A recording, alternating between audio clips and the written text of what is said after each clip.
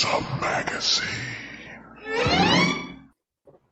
Hello, once again, I'm your host, Doc Rotten, and this is Gruesome Magazine, where we review the very latest in streaming and video on-demand horror movies. Each week, my co-hosts Jeff Mohr, Crystal Cleveland, Dave Dreher, Christopher G. Mohr, and myself will take a look at various spooky, scary, and gory genre offerings. Tonight, we're reviewing ONYX the Fortuitous and the Talisman of Souls. Dun, dun, dun. Which is available in theaters. Yep, go to theater.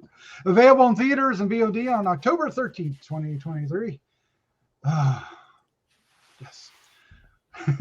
Before we get into the review, let me introduce my crew, starting off with Jeff Mohr. Jeff, how you doing? I'm doing great. Great, Jesus, great.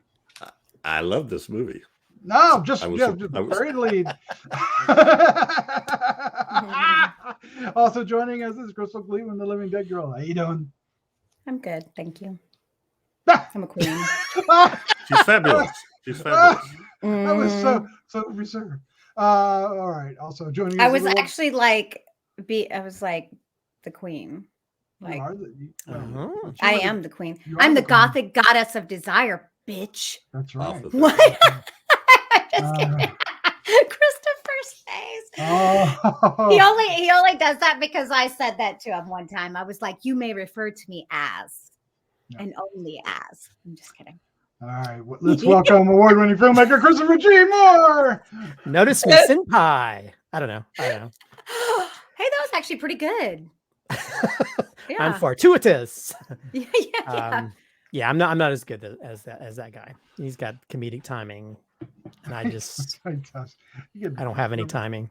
Rattle all that shit out. That's amazing, to be honest. All right, so what we're going to do is we're going for the review of ONYX the Fortuitous and the Talisman of Souls.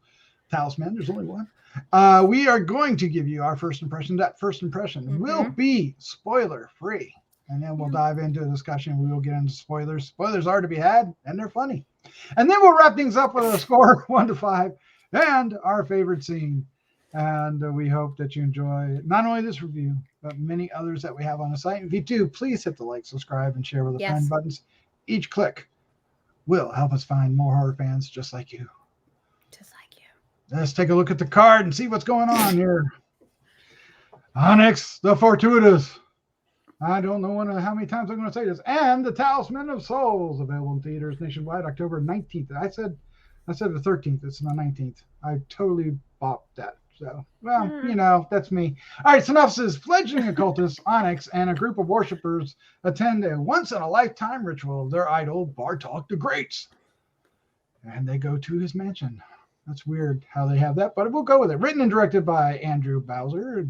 Cast includes Andrew Bowser and Jeffrey Combs, Olivia Taylor, Dudley, Barbara Crampton, Arden, Myrin, Terrence, T.C. Carson, Rivkah, Reyes. We'll go with one or the other. Melanie, Chandra, and Ryan Stanger. Stanger? Excellent. Stanger? How would you do that, Crystal? Yeah, Stanger. Okay. Like danger. Stanger, danger. Stanger. I'm stuck on that now. I'm stuck on that now. All right, let's get into our first impressions. We're going to start off with Christopher G. Mohr. Sir, what was your first impression of ONYX and all his friends? More like ONYX the Hilarious. I've been really looking forward to seeing this for a very long time. I've seen his character online in a lot of different ways, and I follow him on social media. And so I know in the process of making this, I was following some of the Creature Kid, the people that did the special effects. And they had, and this film, it was directed, written, stars, edited by the main guy, and it's really brilliant. It's almost like I don't know if you guys know this director, but there's a director called Savage Steve Holland who did Better Off Dead and these type of films. It has that kind of fun feel to it. It almost has the Abbott and Costello Frankenstein element of just like you having this goofy character who's having to deal with these horror elements, but also they have so much fun with it. They take things seriously, but then there's moments that just goes off into hilarityville. I think all the actors are great. I mean, Jeffrey Combs, I think is like, wow. I think this is like one of his best standout performances in a very long time. Who's just hamming it up and having fun playing like the main like villain type character. You know, the cast of characters are all great. They're individual. One of them, I don't know if you guys remember the show Living Single, but the one actor, I was like, wow, I don't even recognize him. This makes me feel old when these characters are playing older characters. The amount of practical effects that are in this is mind-boggling. There's so many different creatures. There's so many different things that are created to inhabit this world that, you know, that has all these magical creatures and demons and that kind of thing. The humor is so much fun. There's like so many pop culture references throughout, you know, from everything from Game of Thrones to Beetlejuice to, you know, they even made their own version of like a cartoon from the 80s. There's so many wonderful things that work, and the humor of it, the dialogue. I mean, one of the great things about the guy who plays the main character, ONYX, is that his character will say all these big words. It's like words that I would never use in real life, and he makes it flow off the tongue just perfectly, and it adds so much a level of comedic value. And it is one of those films where when they make a reference to something, they sell the joke later on of why they even mention that. And maybe just a piece of dialogue you think is throwaway, and it's not, you know. And they're how they, without giving anything away, that there is like a part where they kind of make a reference to a song that a lot of people know, and and it pays off. And I laughed so. There's like things they just have so much fun in telling this story. I absolutely am in love with this. I would marry this film if it were a girl. But it is so much fun. I had so much, and it even made watching the end credits fun, because they have these little animated segments that actually not only there's like one part that actually plays the segment that this guy said happened in his life. It plays off in that. Yeah, this film is so much fun. It has like a crazy fun 80s feel to it. But we need it almost like Ghostbusters, and how you have the supernatural elements along with the humor. This film was a blast. I really have nothing negative to say about this film whatsoever. It's definitely one of my favorite films of the year. Perfect. Jeff the Patty Slinger. Am I just now noticing that? Sir, what was your first impression of ONYX? You know, I was not looking forward to this. I knew nothing about it. This did not look like something up my alley. I think I saw a clip or a trailer maybe, and it kind of turned me off because it looked like, you know, in my judgmental brain, like stupid humor kind of thing. But this totally won me over. I mean, it is to a certain extent. I mean, there's a whole lot more to the movie than that, but it's kind of a one-trick pony in this character that this Andrew Bowser has developed over the years. But it works the whole way through the movie. I never got tired of it. I thought it was hilarious. The other characters end up being funny as well. Jeffrey Combs is awesome as the Bartok the Great. And we get a kind of a cameo from Barbara Crampton. I don't know. I was laughing the whole way through, and I love the. I just had great fun with this. Great fun. Yeah, it was a fun movie, and I thought it was hilarious. So shame on me for thinking ahead of time I wasn't going to like it. Yeah, glad you didn't stop at the cover. You went inside, found out. well, never mind. Crystal, how you doing? I'm fine. I'm like, where's he gonna go with this? I can't wait to see. Not going anywhere. Yeah. What was your first impression of ONYX the Fortuitous?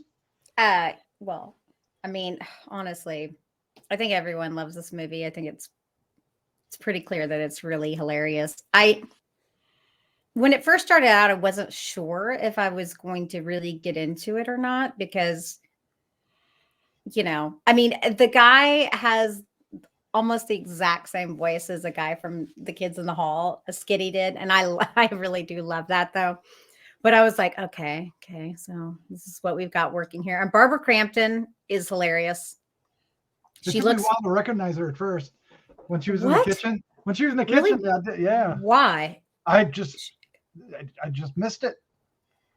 She looks the same. Well, she's always looked forever, like exactly the same. Well, the first time you see her, she kind of has her back to the scene, right? She's at the counter working, doing something. Oh, I knew immediately. Yeah, once she got turned around and went up to the counter, I was like, I knew it was too, but I'm trying the stepfather is hilarious. No. Todd. Yes. Todd. Mm-hmm. So I loved him too. And then let's see, I kind of fell in love with ONYX. He's a riot. I think it's really silly and really it feels, oh gosh, it's a cross between so many things. They have so many Easter eggs and references to other horror movies as well, like everywhere. Mm-hmm. I do particularly love like the Beetlejuice ending. I think that's funny. Yes. I think it's very clever. I think the acting is fabulous. Like I love Jeffrey Combs. Sorry, I'm just thinking about him working out. It just all of a sudden that image came to me. It's really a riot. And I love the magician's girl. She's fair. She plays Farah in this. I think she's great. I mean, it's like a Dungeons and Dragons kind of nerdy horror movie with a little bit of supernatural, it feels like. And it's a mixed mash of all sorts of weird stuff. And I'm here for it. So I loved it. I really did. I'm really thinking, I mean, it's a different type of horror than normal, but I could see this making my top 10 easily. So funny. Nice. I like that. I'm with you about at first, maybe even a little more so with the ONYX or Marcus. At first, I was a little more annoyed and put off by him at first. I grew to like him, and he really, he really became funny. But at first, I was like, oh yeah, this is what we're gonna get. And the whole mannerism of his talk, how he ends his sentences and stuff. I was just like, okay, this is getting old. But no, somehow they flipped that. And really, what's interesting is the movie that I think of is The Ghost and Mr. Chicken. Is that the right movie? The Don Knotts movie. Just a little bit more supernatural and stuff to it. And he actually had to deal with it. But it has that kind of, feel. It's got a main character that has a shtick, and that's what goes through the movie. But what really helps is the supporting characters are so wonderful. The four nerds, like he is, they're all nerds. And then, which is great. Perfect. It's not a downer. And then, the what is it, Bartok, and then Farah, his little helper. What'd you call her earlier? Farah, just Farah, and then give her a name. Okay, but I don't know. All the characters came around and how they interacted, and and how they treated our guy, our lead, as an equal, as a friend. I think really went a long way for me personally for making this movie. Yeah. Because at first, it's all about everybody against him, and the kids are showing up and throwing milkshakes on his head and mustard on his face, and that was getting old for me really fast. But once he got here, but it's also important, and I kind of realized that as we got into the house itself, because that's what you needed to make it work. But yeah, this is going to be top 10 material. It's got a notch to lose. That's for sure. Let's get into some spoilers, because there are spoilers to be had. Where shall we start, Crystal? Well, for me, one of the best parts of this film is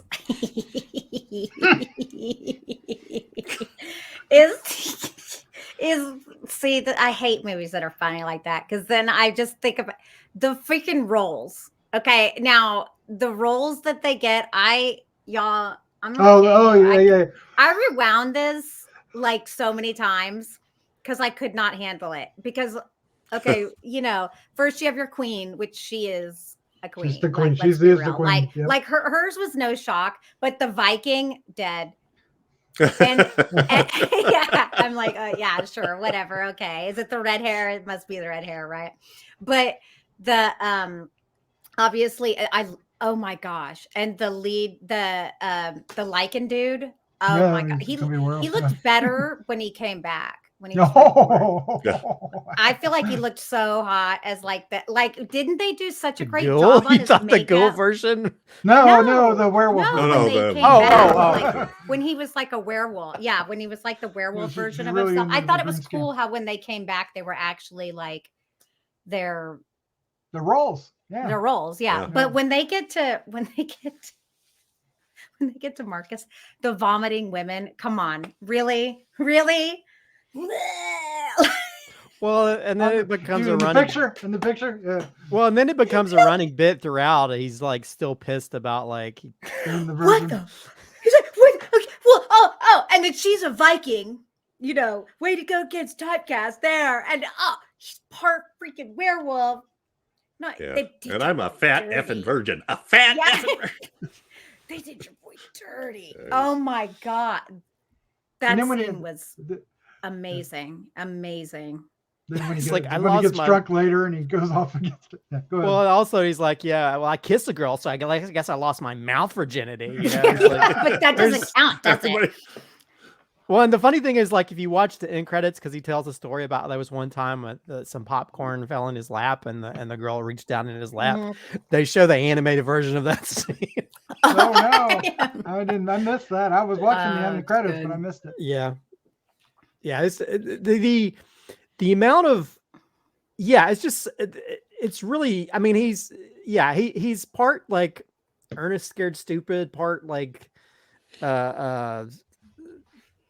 what is Costello, it? Well, he's a little bit of Jim Carrey. He's a little bit of everything, but it's just really funny the repartee that happened because you have all these different characters and how they relate. I mean, like the story where the woman tells a story like in poem of how she turned to the devil, and then talking about how she lost her family and how could God do this to me? And he's like, yeah, I can relate. I try to hit on a girl, and it's like, what? That story is not the same. Well, I think he says she tells a long story and reads that poem, and he goes, "So your husband died, and you turned to Satan." It's like, yeah. That's basically it. I like that the character Z took him seriously, and didn't write him off, and that for me went a long way. And then the Farrah character she was just using him, but she was kind of coming. I don't think she was completely using him. I think she was interested in him. When she first saw him, you saw her little eye like give that little glimmer. I think she was attracted to him. But I do think she was helping him out. She had her own reasons for helping. She had an agenda, yeah. But I also think that she was attracted to him. And I think that was part of it. I think that him being the fortuitous one, even not even knowing it, I think that was an attraction for her, if that makes sense. But the fact that he rejected her, yeah, she went off on him. So did you say something about her being in The Magicians? Yeah. Aren't you a Magicians fan? Yeah, I love Magicians. She's so good. I have a huge crush on her in this film. Yeah, she's awesome. Just add her to the list, the long list. Olivia Taylor Dudley. Yeah. She's very hot in this. I mean, even with the green hair, but then when we get the music video portion. Okay, so let's go ahead and reveal the music video, because they when they go up to the house at first, they haven't gone in yet. he mentions, he goes, "You want to recreate the meatloaf Music video. right?" And you kind of forget about it. And then later everybody has dreams when they drink the fluid. We hear about the others, but then we get to see his when he finally drinks the absinthe, right? And it's the recreation of the video, but he's singing it with Farrah, and it's comedy gold. Well, that and how it incorporates. He mentions his fetish to the little demon in the box, dude. Yeah. Oh yeah. About like how he's into the airplane mechanic and I guess it's Rescue Rangers or one of those animated shows. And then when we see a physical in real life embodiment, and that was the redheaded thing, wasn't it? The redheaded thing. Yeah. Is that what that was? Okay, because I didn't know. I knew I was missing whatever it was, but I kind of got it. I just didn't know. So what it was. Yeah. So I kept thinking, it's like, how did they get the rights to the Meatloaf song? And then I was like, oh, I guess there's a way that you can get away parody wise. Because they didn't use any of the lyrics. They made it. Oh, that's a total parody. You're right. But I will say that when I laughed so hard when we saw that fetishy thing that he mentioned, and that's the thing. It's like there's so many callbacks throughout this whole movie. Because there's a throwaway reference where he says, like, I'm still wearing my Battle Cats underwear. And then you see it towards the end. I laughed so, I mean, in the most sort of like the big thing where he's supposed to be the only hero. things that's touched my penis is the Battle Cats. My original Battle Cats underwear. She's like, you've never he's like, oh no, what would that even do? Yeah, and it's like that is great comedy writing. When you can have throwaway lines that are still funny on their own, but when you sell it by the end, it's perfect. And I don't know if you guys caught it. I mean, I actually never really watched a Game of Thrones episode, but I've seen snippets. But there's an episode of Game of Thrones where you find out the reason Hodor is named Hodor. Oh yeah, of course. I don't know. And so there's a moment where you find out like the reason he says, I don't know is because you learn that in the flashback with his dad. And I laughed hard at that because again, there's, I mean, you have the literal almost embodiment of like the Beetlejuice ending, but there's other things where there are references to so many different things throughout that you can see that he's having fun with that. Even like his parody of like 80s cartoons like Battle Cats or references to so many different things throughout, but then there's also running jokes how he's like, why are these cobwebs on mouth level? The lunch pail too. The lunch pail. Are you not running into them?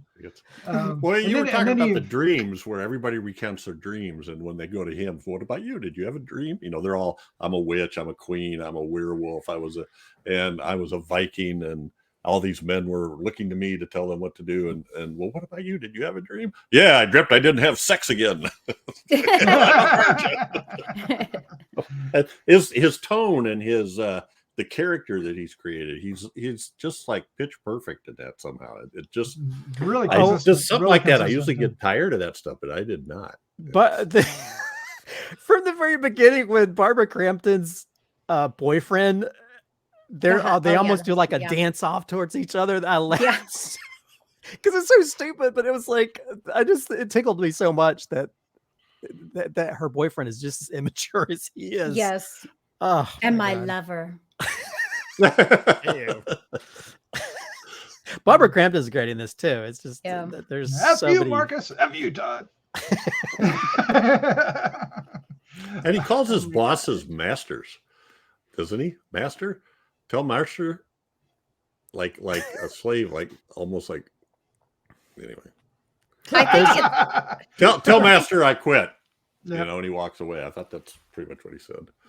Well, there's a funny name tag gag too. But yeah. Oh. Yeah. There's so much. Yeah. This film is like comedic perfection and how they integrate all the horror elements and the comedic elements and how the arc of the whole thing plays out. It's so much fun. It is absolutely. All right, let's go ahead and wrap this up. Let's give our score 1 to 5 and our favorite scene, which would be interesting to see if we all try to pick the same one. But There's Oh, I many to be. There's many to be had. Many. I don't know that we'll all try to pick the same one. I don't think there's anything. There's so many good scenes, but I don't think there's one that's like mind blowing Okay. compared to the rest. I like that. I like that. Mhm. Christopher G. Mohr, you're up first. What is your score and your favorite scene? This gets a 5 out of 5. I knew I it. just enjoyed this. And I was kind of worried, just when you build up something and you're like, this isn't going to fulfill all the elements that I think is going to be in it, and this went beyond my imagination because it's really shot really well. It's got great performances, and for this something to be sort of on this crowdsourced and independent level, to be on and to be directed, written, starring one person it blows my mind. It's really well crafted. So Edited. he edited. He did, and I just direct and edit. I don't do all the other shit. But as for favorite scene, I'm gonna have to go with the music video. The Meatloaf video was just. I just was not expecting that. I guess because I thought this is a low budget indie film. They're not going to have the rights. Even when he kind of sung a little bit of the song early on, I was like, he didn't sing enough of it. It's like, oh, maybe he got away with it. But when they had his version of that, I was like, man, these people are running down the halls. Yeah, they definitely use the money in the right way to incorporate it because that is freaking hilarious. And I think those unexpected moments is what made this even go beyond what I thought was going to happen. And I think, I need to own this so I can watch it over and over. No, perfect. I love that. All right, Jeff, I'm going to put you up next. What's your score and your favorite scene? Patty Slinger. What? Boy. Yeah, I'll go 5 on this. I can't. Wow. Nice. I mean, it so surprised me and kept me involved, even when, he's incredible, but the overall writing and the jokes coming from many different angles and the way the story links together just kept me going. It's not a short movie. It's 110 minutes, I think. Hour and 50 minutes. Hour and 50 minutes. Yeah. And I just thought that whole shtick was going to get old, but it just astounds me that it didn't, which tells me it's good writing, good choices.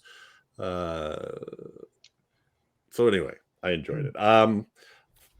Favorite scene? That's a tough one. You know what?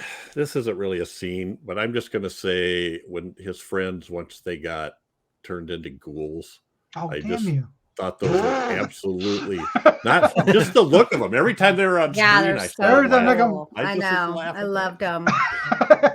Wobbling in. Anyway. Oh my god.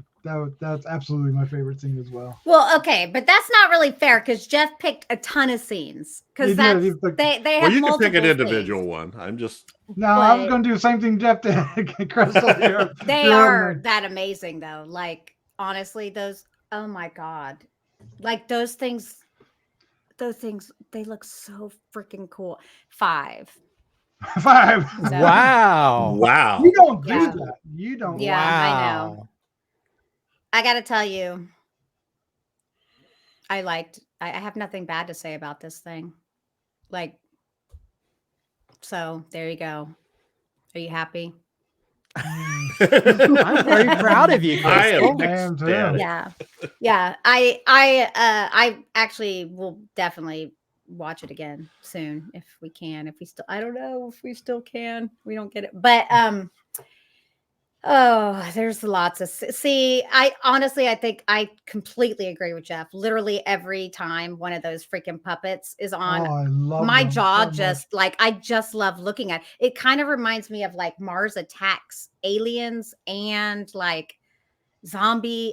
They're very, very cool. I mean, so green, love like them. fluorescent almost.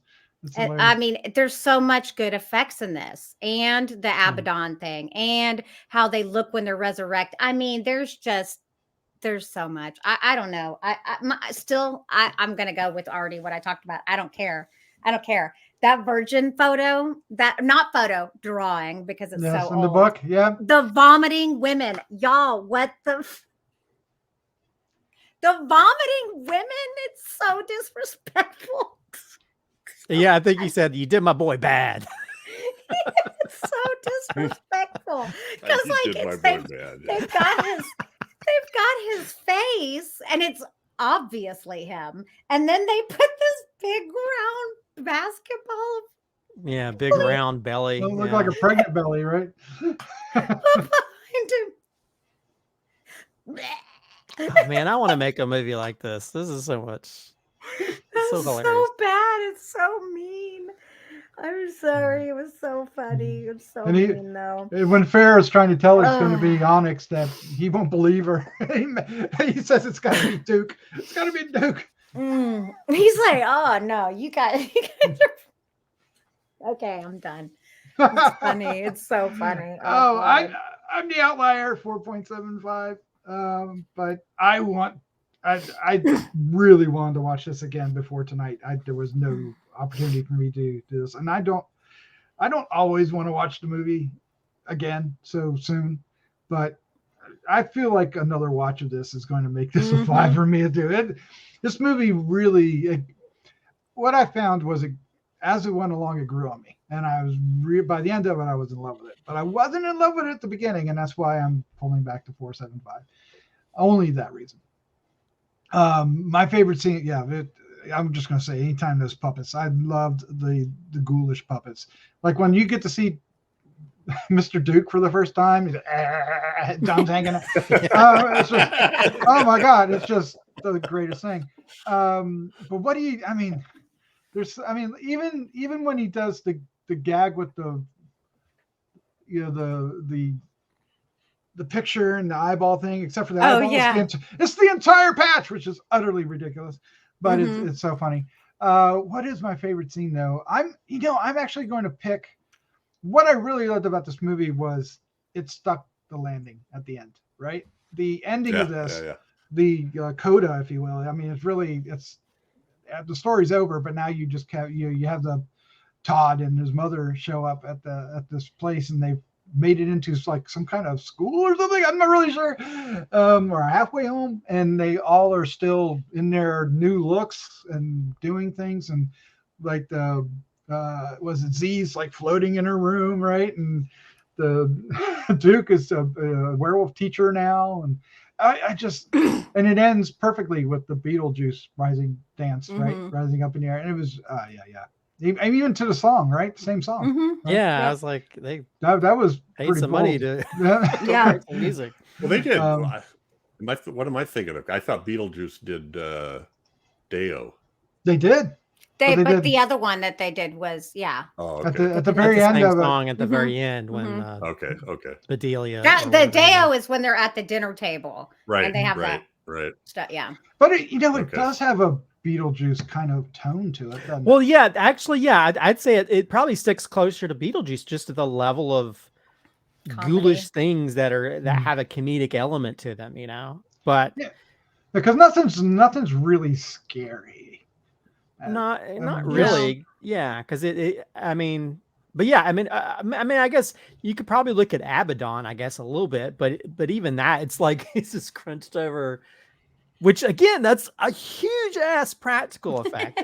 I was like, the amount of, they have a little bit of visual effects to supplement, magic and stuff, but it's really mind blowing the amount of effects that are practical effects, real practical effects they created for this that just work so well, and I think that really sells the story, sells the sort of fun element of it.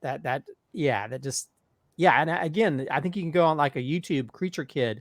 You can look at some of the behind the scenes stuff when they were making it. Cause I was watching from the Abaddon head to the little box monster to the little greaser, hamburger, like Shoney's big boy type character. It's even the ghoulie type characters they show. I saw some of that. So I kind of knew going into this what some of the things would look like, but they really did this. Yeah, this film is so well. I'm like, I probably should quit being a filmmaker because that's like, I don't know. I mean, it's like really you can see when someone has a passion and it isn't just about taking this character and expanding it out into a feature. He really thought it through, the telling of this story and the way it's shot.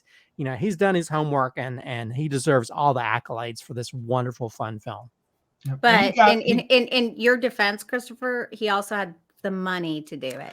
Well, my money does help So, because the a amount of lot, stuff they did because lot. And getting a great cast. And a great a cast. great everything came together. Yep. But yeah, it helps to have a little bit of money. But he didn't have Ghostbusters money, that's for sure. No. But these practical effects, I think, are just as effective. Yeah. Well, I think he got like a top-notch performance out of Jeffrey Combs. Not everybody can do that. Yeah. What's He's good? great, but- Whatever. You know what? Jeffrey Combs is a god. Well, yeah, That is but all. he Okay. excelled here. He excelled. Well, Well, have have you watched him in Star Trek? He's amazing. Well, yes, in but all the different roles he. But this one you get Don't a great besmirch the hammy. name. Yeah, but you get. I'm not Jeffrey besmirching the name. Combs, But we like haven't that. really had a great You really got a hammy great big performance out of him. performance Yeah. from him in horror in a while. Am I wrong? I was saying that I this is like one of my favorite. I think he's wonderful in this. What was it? Would you rather? Wasn't he? But I will say it's great to have him and Barbara Crampton at least in the same film. I wish You they know, were. don't- I wish they had they scenes interact. together. Yeah. They're I like able- to- they're- I- they do seem to do kind of the same projects though.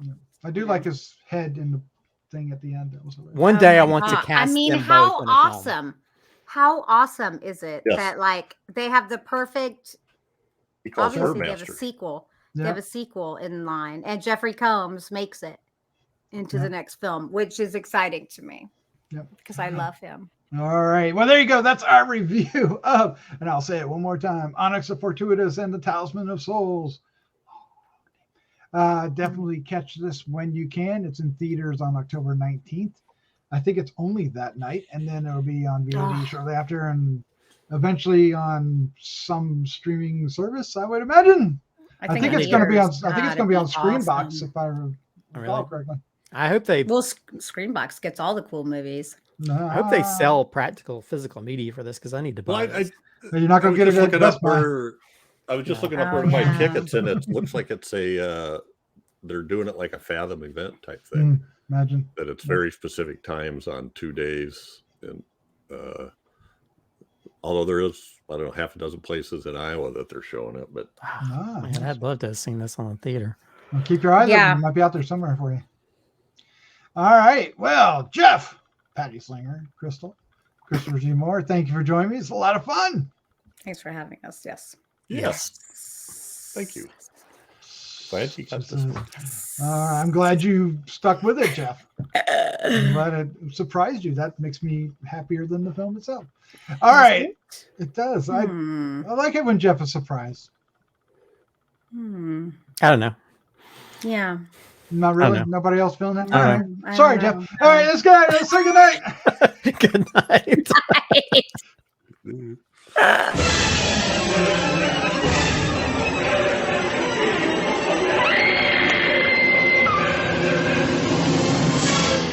Gruesome Magazine.